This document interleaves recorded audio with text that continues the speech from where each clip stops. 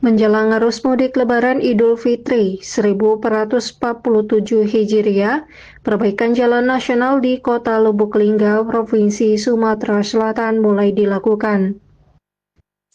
Sejumlah titik jalan yang mengalami kerusakan kini telah diperbaiki melalui tambal sulam untuk memastikan kelancaran serta keselamatan para pemudik yang melintasi jalur lintas tengah Sumatera.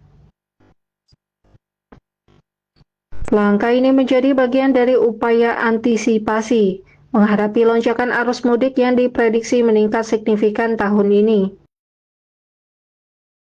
Sebagai salah satu kota perlintasan strategis di wilayah Sumatera bagian selatan, Kota Lubuk Linggau diperkirakan akan mengalami peningkatan aktivitas masyarakat menjelang hingga saat Lebaran.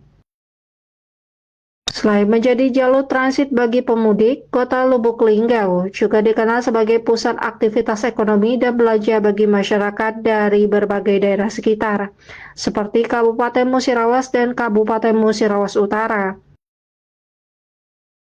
Kondisi ini membuat Kota Lubuk Linggau kerap menjadi tempat persinggahan para pemudik sebelum melanjutkan perjalanan ke daerah tujuan.